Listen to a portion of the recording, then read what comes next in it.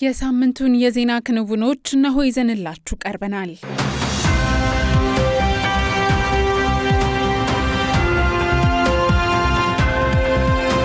በጋምቤላ አገረ ስብከት የቅብዓተ ጵጵስና ስነ ስርዓት ተካሄደ።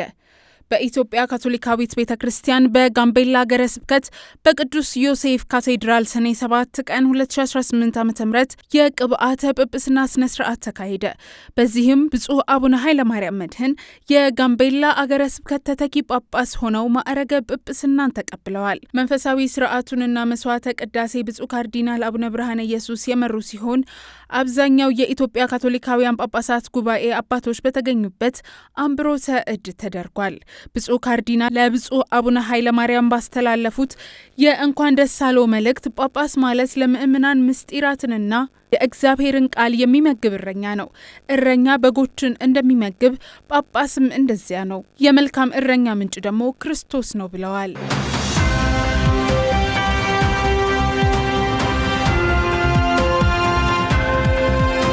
የቅዱስ አንጦኒዮስ ዓመታዊ ክብረ በዓል በድምቀት ተከበረ። በየዓመቱ በእምድብር ካቶሊካዊ ሰበካ በድምቀት የሚከበረው የቅዱስ አንጦኒዮስ ዓመታዊ ክብረ በዓል ሰኔ 7 ቀን 2018 ዓ.ም በእምድብር ቅዱስ አንጦኒዮስ ቁምስና በድምቀት ተከበረ። የቅዱስ አንጦኒዮስን በዓል ለማክበር ከዋዜማው ጀምሮ በቀደምት አያት ቅድመ አያቶቻችን የተጀመረው መንፈሳዊ ንግደት በዘንድሮም ዓመት ከተለያዩ አገረ ስብከቶች የመጡ ካቶሊካውያን መነሻቸውን ከወልቂጤ ቅዱስ ሚካኤል በማድረግ በጸሎትና በዝማሬ ንግደት አድርገዋል።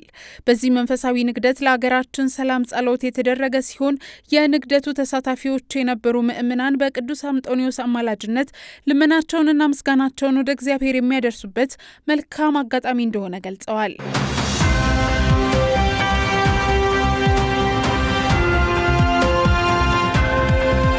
የአሽራ ቅዱስ አንጦኒዮስ ቤተክርስቲያን 75ኛ የምስረታ ዓመት አልማዝ ኢዮቤልዩና የቅዱስ አንጦኒዮስ ዓመታዊ ክብረ በዓል በድምቀት ተከበረ። ሰኔ 7 ቀን 2018 ዓ.ም በኦሳህና ሀገረ ስብከት በአሽራ ቅዱስ አንጦኒዮስ ቤተክርስቲያን የተመሰረተበትን 75ኛ የምስረታ ዓመት የአልማዝ ኢዮቤልዩና የቅዱስ አንጦኒዮስ ዓመታዊ ክብረ በዓል በመንፈሳዊ ድምቀት ተከበረ።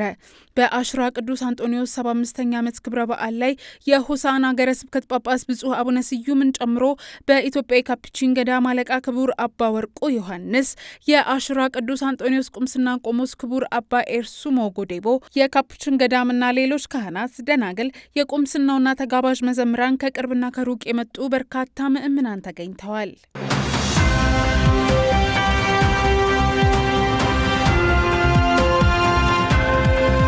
የኢትዮጵያ መገናኛ ብዙሃን ባለስልጣን ከኢትዮጵያ ሃይማኖት ተቋማት ጉባኤ ጋር የመግባቢያ ስምምነት ተፈራረሙ።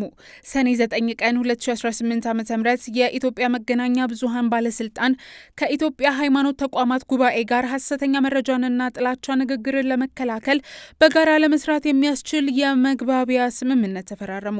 የመግባቢያ ስምምነቱን የኢትዮጵያ መገናኛ ብዙሃን ባለስልጣን ዋና ዳይሬክተር ክብርት ሃይማኖት ዘለቀና የኢትዮጵያ ሃይማኖት ተቋማት ጉባኤ ጠቅላይ ጸሐፊ ሊቀ ትጉሃን ቀሲስ ታጋይ ታደለ ፈርመዋል።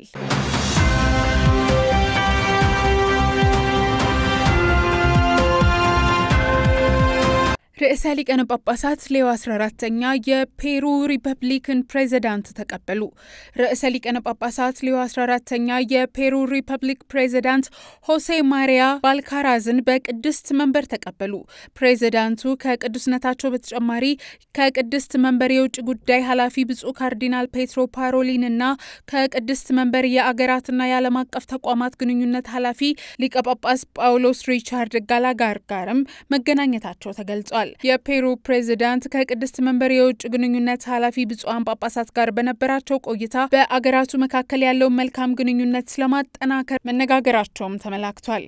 በንግግራቸውም እንደ ማህበራዊ፣ ኢኮኖሚያዊ ጉዳዮች፣ ስለ ህገወጥ ማዕድን ማውጣት እንዲሁም የጋራ ጥቅሞችን በማበረታታትና በውይይት ዙሪያ መክረዋል።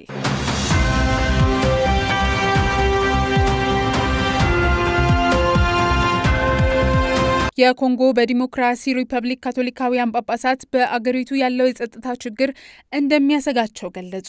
በአገሪቱ ባለው አለመረጋጋት ምክንያት መግለጫ የሰጡት የኪንሻሳ ካቶሊካዊ ሰበካ ሊቀ ጳጳስ በካቶሊካዊት ቤተ ክርስቲያን የተለያዩ ተቋማት ላይ እየደረሰ ያለው ጥቃት መቆም እንዳለበት አሳስበዋል። በኮንጎ ዲሞክራሲያዊ ሪፐብሊክ ዋና ከተማ ኪንሻሳ በካህናት በሴቶችና በወንዶች የዘርአ ክህነት ተማሪዎችና የቤተ ክርስቲያን ንብረቶች እየደረሰ ያለው ጥቃት ከፍተኛ ስጋት እንዳሳደረባቸው በመጠቆም በቅዱስ ፍራንቺስኮስ ቁምስና የጸጥታ አስከባሪ መገደልና በኒድጂሊ በሚገኘው የቅዱስ አግነስ ቁምስና የቤተ ክርስቲያን ሰራተኞች ላይና በኪምባንሴኬ ሴንት ቴዎፍሎስ ቁምስና ላይ በተከሰተ ጥቃት ከባድ ጉዳት መድረሱ ተገልጿል።